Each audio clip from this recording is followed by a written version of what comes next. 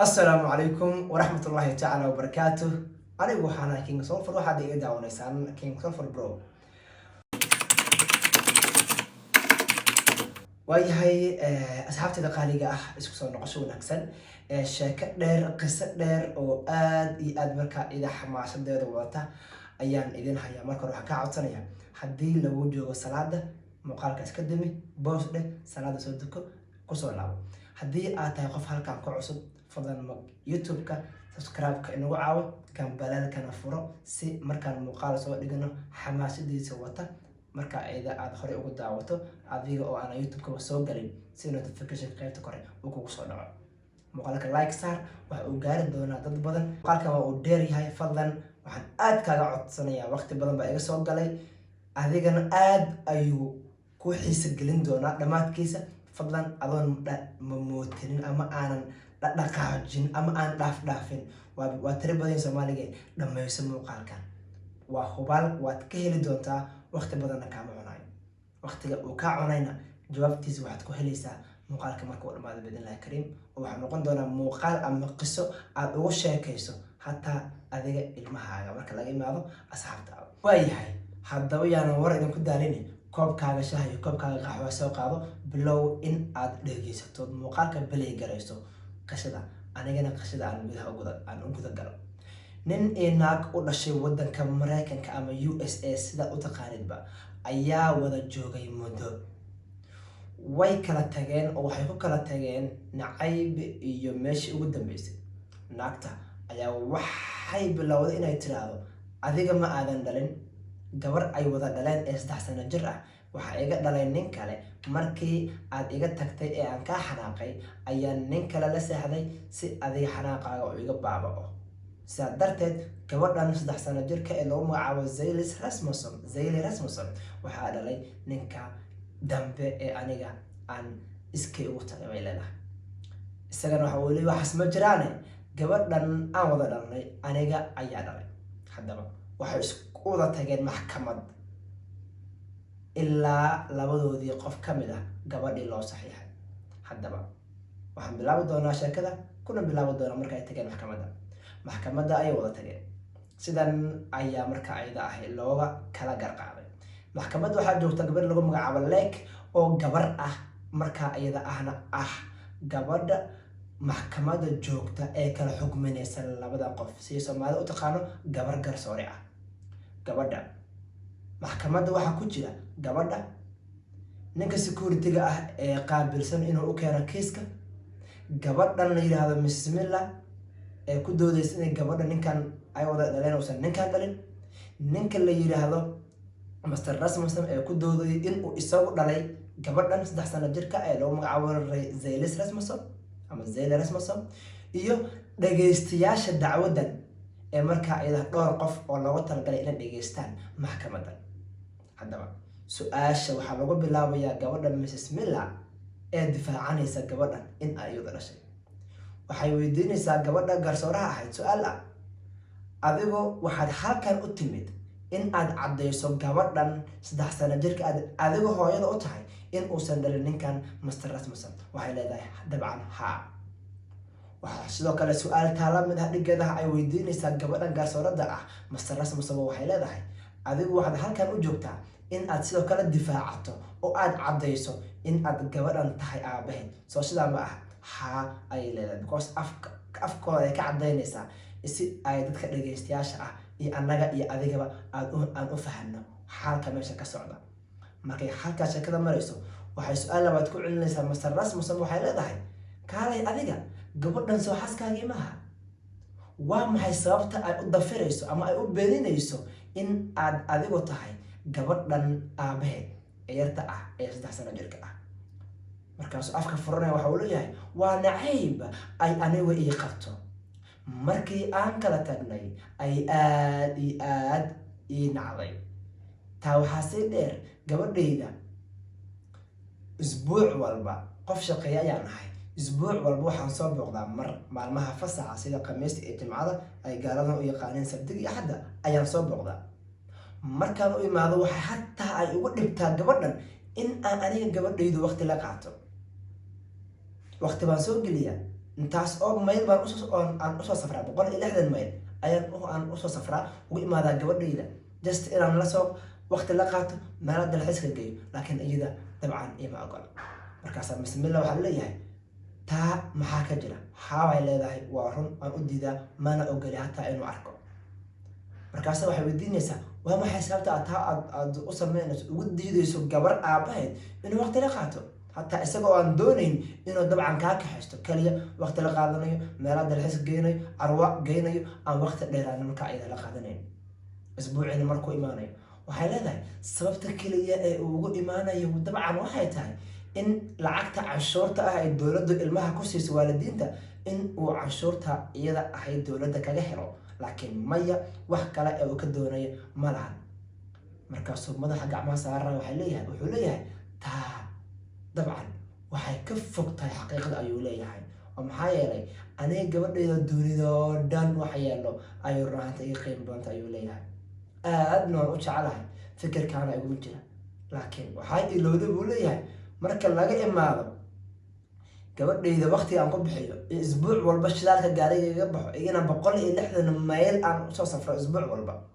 soo wado isbuuc walba markaan u imaado dhar u iibiyo meelaha qaaliga ee dalxiiska lagu aado aan geeyo lacagahaas oo dhan iga baxayo marka laga jarweeye $203.8 almost $204 lacaga ayaan bil walba ugu diraa inay galaas caano ah kaliya ugu iibiso gabadhan buu leeyahay marka ma ahi qof raadinaya canshuur yar ku raadinaya nin gabadhayda buu leeyahay taa waan ka fogaa markaasaa gabadhi garsooraheedoo yaaban waxay leedahay kaale Mrs. Miller adiga maxaad ugu diidan tahay ninkan in uu la noolaado gabadhiisa inuu gabadhiisa nolosheeda soo galo maxaad u dafiraysaa u diidan tahay bay leedahay markaas la tawaafud u tahay maxaa yeelay maba aaminsaniba in uu isagu dhalay in uu isagu aabba u yahay maba aaminsaniba sidee marka ayada ugu ogolaada bay leedahay gabadha garsooraha la yaaban jawaabta ay gabadhan su-aasha ka bixisay waxay leedahay waayahay haddii uusan ninkan Mr. Rasmussen uusan aabaha dhalay gabadhan 3 sano jirka uusan ahayn bal inoo sheeg sababta iyo qisada ka dambaysa in uusan isagu aabba u ahayn markaas waxay leedahay hadda waatan iga dhageysta gabadheeda yarta ah ee 3 sano jirka ah waxay calool gashay bishii 3aad 2011 hataa markay calool galaysa gabadhan isku magaalo ma aanan joogin isku meel ma aanan joogin aniga iyo ninka la yiraahdo Mr. Rasmussen ee hadda ku doodayo in gabadhan uu isagu dhalay waxa uu isagu ku maqnaa marka ayada ah Vegas ama Las Vegas ayuu marka ayada ku maqnaa waa meel kamid ah Mareykanka aniga ilama uusan joogin aniga marka ayada waxaa la joogay qof kale ayaa marka ayada la joogay bay leedahay waa uu qiyaanay ninkan asaga ayaana iga tagay taa aan waxa ka doorbiday inaan nin kale la seexdo subhanallah qof muslimta ayada ma sameyn lahayn balse maxkamad ay midda ayada iyadoo la hortaagan tahay xishoodkii tagayba midkaas meel qof islaana jooga halkaas maysan ahayn intaas markay marayso hadalkii ka boobaya ee soo istaagaya ninkii Mr. Rasmussen ah ee ku doodayay isaguna in uu gabaran aabaha saxda ah isaga u yahay waxa uu leeyahay in aan kala tagnay iska badaay xitaa ma aanan kala qaybsamin in yar mid waa ay jirtay xiriirkeenu ma uusan fiicnayn oo sidii la rabay ma uusan ahayn taana qoys walba ayay ku timaadaa mar inuu xiriirkooda fiicnaado marna halaabo kalsoonida markay ka yaraato xoogaa way kala fogaadaan markay ay kalsoonida dhistaana waa isku yimaadaan ayuu leeyahay taana waxaan kala siminahay qoys walba wax kala taga ma uusan jirin haddii ay iyadoo intaan Vegas ku maqnaa ay ninkan la saaxateen oo meeshada uu leeyahay laakiin arrinta dhabta aan ogahay waxay tahay in gabadhan wada joognay wax kala taga uusan jirin laakiin khilaafkeena in yar oo xoogaa xagtana oo lahaa taa waxaa si dheer buu leeyahay aniga aan ku cadaynayaa gabadhan inaan dhalay aniga ayaa saxiixay warqadda dhalashada gabadhayda markay isbitaal ku dhalatay aniga ayaa saxiixay magacayga ayaa looga aftiriyay oo aniga ayaa saxiixay Zaylis Rasmussen waatan hataa iyada ay ugu dhawaaqayso waxaa isoo wacay qolada isbitaalka markay tagtay qolka dhalmada anoo shaqadeeda joogo aniga shaqadeedu waxay tahay buu leeyahay xisaabiya waxaa isoo wacay dhakhaatiirta iyagoo ileh war gabadhaada waxay timid qolka dhalmada wayna dhalaysaa saacado kadib haddii aad u imaanayso imo marka iyada ah 2 qof ayaa laankii ugu jirtay buu yiri oo aan u shaqaynayay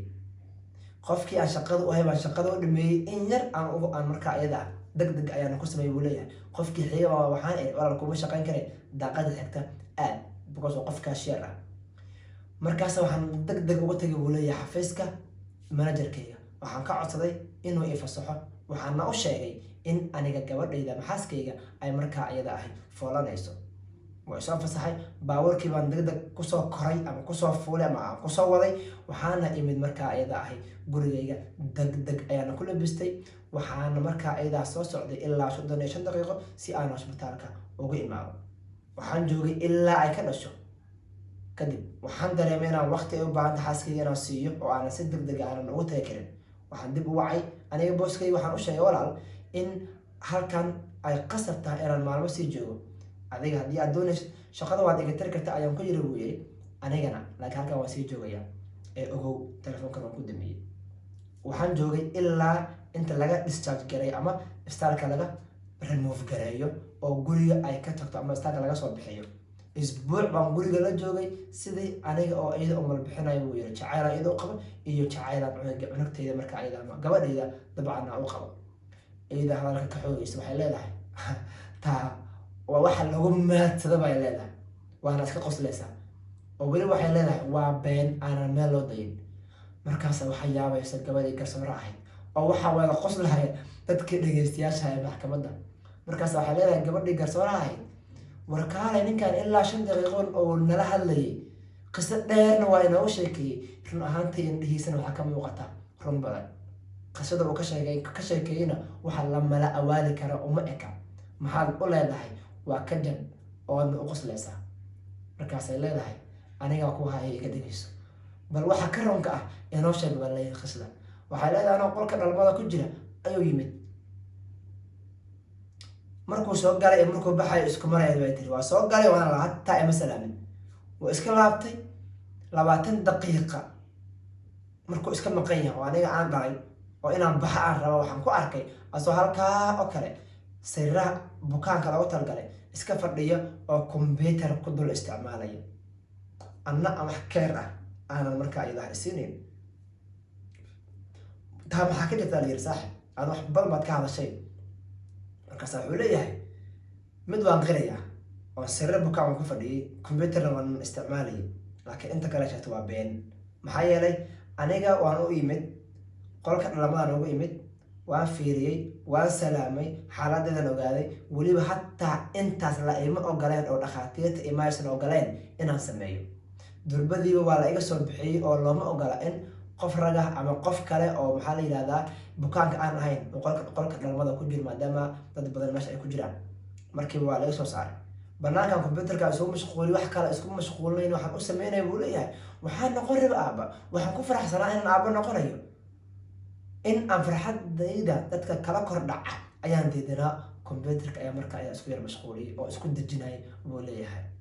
waxa markaa su'aal la weydiinayaa gabadha oo markaa iyada ah su'aalaha iyada inta badan ay ku socdaan maadaama ay hooyadii gabadha dhashay tahay xog badan ay ogtahay waxaa kaloo weydiiyay waayahay haddii uusan ninkan Mr. Rasmussen uusan ahayn aabaha dhalay gabadhan maxaad ugu ogolaatay in uu saxiixo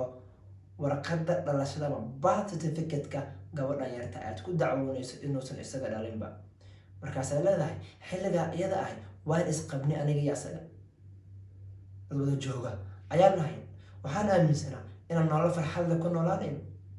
waxaan aaminsanaa inuu aaba fiican noqonayo anna aan hooyo fiican noqonayo si wanaagsan aan u barbaarin doona gabadheena yarta ah laakiin 3 bil marka ay gabadheedu jirto oo ay 3 marka ay 3 bil jirto gabadheeda bay leedahay marka 3 bil ay gabadheedu jirto waxaa la ii sheegay bay leedahay oo waliba ii sheegay mid ka mid ah saaxiibadiisa dhow oo ii sheegay in ninkan uu qiyaano ay tahay in gabdho kale oo saaxiib la yahay waliba marka iyada ahay oo iskala saaxdo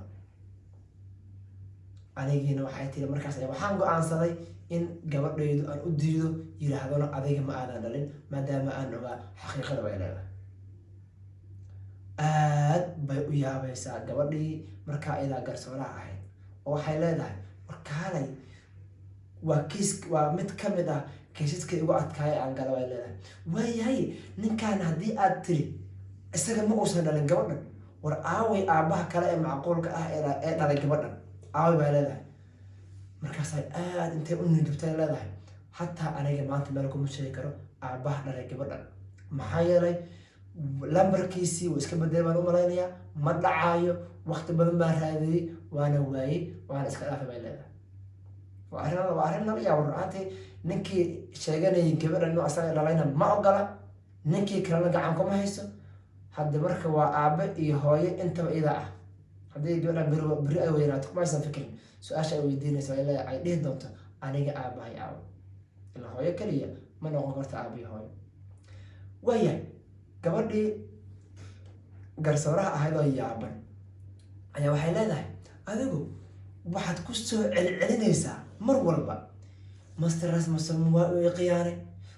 kan ayuu sameeyey waxaas ayuu sameeyey kanuu ka dhacay intuu ka booday gabdho kaloo la saaxday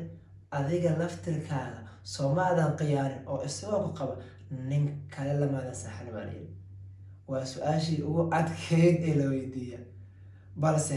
heblaayo kaa inda adagaa maqli jiray ma sii dhaafin karin adala qaar afka uma fiicne heblaayo kaa inda adag ayaan maqli markaas waxay leedahay aniga xilligaas aan ninkan la saaxanay imuusan qabin master Rasmussen oo hataa ma sheekaysanaynin wax shukaansan ma dhex maraynin waxaan nahaa gabar single ama kaleeda gabar madax bannaan ayaan nahaa laakiin jawaabtaas iyada ah dadka meesha fadhina kuma aysan qancin dabcan gaarsoorahana kuma uusan qancin aad bay markaa eedaha ula yaabta kiiskan ee gabadhii garsooraha ahayd ee lagu magacaabayay leek waxay leedahay waayahay su-aal walba saa darteed ugu jawaabaysa bay leedahay laakiin waxaan ku weydiinayaa gabar yahay waxaan ku weydiinayaa ninkan master Rasmussen waxaa leedahay ma ahan aabbaha dhabta ah ee dhalay gabadhan yarta ah ee isagoo ku aftirsanayso ee loo magacaabo Zayli Rasmussen haddana isaga ayaad ka helaysaa baylka gabadhan caanaheedii dharkeedii oo hataa sida aan ka dhadhamin kara markaa iyada ahay xogtan ama sheekada ama qisadiina hataa baanti ama garan waxa ugu yar ee gabadhan loo gado umaadan gadin kaliya adigaa soo barbaariyay laakiin 3 sano wax walba u baahneed beelkeeda maxaa la yiraahdaa dharkeeda in uu dalxiisiyo wax walba isaga ayaa bixinayo isaga ayaad ka helaysaa beelka gabadhan haddana waxaad leedahay isaga ma uusan dhalin bal isqabadsi baa la leeyahay soo ma tihid qof mar kale khiyaanaya ninkan oo raba lacagtaas isagana aan u rabin nolosha gabadhiisa mar kale waa su-aal aad u adag oo maskaxdeedu gilgishay ayaa la weydiiyey because waa gabar very experienced ah gabadhan maxkamadda joogta dad badanna soo kala bixisay markaas waxay si fudud u leedahay gabar waa gaangistarad iyadana waxay si fudud u leedahay war anigu marar badan ayaan waxaan ku iri gabadhan aniga ii saxiix haddii aad ogolaato inaad aniga ii saxiixdo oo aad nolosheeda ka baxdo ma kaa qaadayo lacag waxbana kaaga baahna laakiin isaga dabcan waa uu diiday baa leedahay master Rasmussen oo aad u xanaaqay oo u muuqdo in uu gabadha qaniino si kale kuma garatid oo dharbaaxo u dhow ayaa wuxuu leeyahay ma sameynayo taa dabcan umana socdo inaan sameeyo macquulna ma aha waan u dagaalamayaa wax aan ogahay in aan anigu leeyahay aniga ayaana dhalay Zayla aniga ayayna igu markaa iyada ahay aftirsanaysa ayuu leeyahay maxkamadda halkaas baa lagu daminayaa kadibna isaga ayaa waxaa laga qaadaya waxa loo yaqaano DNA test waa test lagu ogaado in aabbaha uu dhalay gabadha iyo in kale lagu ogaan karo ee fududaynaya ilaahay cilmi badan ayuu markaa bini'aadamka u fududeeyey waliba qoomka hadda jira intaa kadib waxaa laga qaadayaa DNA-gii jawaabta aniga ma ogi adiga ma ogid gabadha yartaa ee Zayla warkeeda iska badaa master Rasmussen ma oga sidoo kale gabadha la yiraahdo Mrs Miller ma oga garsooradana ma oga dadka meesha fadhiya ee kasoo qayb galayaasha ama dhageystayaasha maxkamadana ma oga laakiin marka la akhriyo baa la ogaan doonaa Allah subhanahu wa ta'ala iyo dhakhtarkii qaaday baa og markaas waxa la leeyahay waxaa la rabaa in la yiraahdo kaliya gabadha ninka la yiraahdo master Rasmussen waa aabaha gabadha ama ma aha aabaha gabadha. oo intaa kaliya jawaabta la sugayo. halkaas markay marayso oo adigu aad sugayso jawaabtan in ninka uu ku farxo ama ay gabadhan ama naagtan ku farxdo, su-aal baan ku weydiinayaa, fadlan commentiga igu soo qor. yaad gabadhan iyo ninkan isla leedahay waa u saxnaa ka hor inta aadan ogaanin jawaabta? ma naagtaa saxan oo waxay ku saxan tahay in uusan ninkan dhalin gabadhan, mise ninkaa saxan oo wuxuu ku saxan yahay inuu aabba yahay? fadlan sakameer qaado, bows dheh, commentiga igu soo qor qofka aad is leedahay waa u saxan yahay. intaa kadib jawaabta inta aadan maqlin waxaan kaa codsanayaa walaal muuqaalkan la garay si anigana aan dhiirnaan uga helo oo aan muuqaalo badan oo noocaan ah aan kugu soo tarjumo, maadaama ay luuqad kale oo aan Soomaali ahayn ay ku qoran tahay. waayahay, jawaabta sidan ayay u bixinaysaa gabadha. waxay leedahay Master Rasmussen waa ma ahan aabaha dhalay gabadhan. markiiba waxaa celebration gelinaysa oo qaalinaysa badboodaysa moodaba maxkamadda inay tahay meel lagu daawanayo ciyaar ama shaleemo ciyaar lagu daawanayo, baqaalinaysa gabadha bismillah aha oo ku faraxsan inay tahay single mother, gabar haysata, aan marka idaa wax aabba ah aan lahayn. subxaanallah subxaanallah, gaalnimada mararka qaar aan dheh islaamnimadu wax aad iyo aad u wanaagsan. alxamdulilah alshukrillah. by the way, aad bay u qaalinaysaa gabadha oo waxay leedahay waad qaldan tahay haddii aad ku guulaysatay maxkamadda oo aad adigu ninkii aad la saaxatay uu noqday aabaha gabadhan, qof adig kaa nasib xun ma laha bay leedahay. bismillah, qof kaa nasib xun ma laha bay leedahay. waxaad haystaa gabar aanan lahayn aabo, laakiin ninkan waa ninoo hadda ayuu naa kala raadsan karaa. ilmaha haddii uu saas u jecel yahay, ilmo isaga uu hubo u dhala ayuu dhali doonaa. allahna u fududeeyay ayaan leenahay baa marka ayda siitar kulliya oo gaal u duceynayay. intaa kadib qisadan aadka u xanuunka badan waxaan diyaariyay kuwo kale oo iyagana tiro badan oo aad u xanuun badan oo dhammaadkooda aad la yaabi doonto. dad badan oo ka falceliyay qisadan waxay taageerayeen ninka, maxaa yeelay jacayl, waalidnimo, daacadnimo, khayro badanaa ka muuqatay. laakiin ugu dambeyn jawaabta isaga kumuusan guulaysan kiisas noocaan oo badan kana sii xanuun badan ayaan ku diyaariyey. fadlan ka mid noqo qisooyinkan kuwa ka faa'iida. fadlan muuqaalkan la garay asxaabtaada la wadaag. aad baan kaaga codsanayaa inaad nagu dhiirageliso inaad ka mid noqoto asxaabteena. fadlan la garay asxaabtaada la wadaag, commentigana ku soo qora qisadan sida ay kula tahay. kanna iyo muuqaalka xiga waa anigoo ah King Solfer. waxaan kaaga tegayaa asalaamu calaykum waraxmatullaahi tacaala wabarakaatu.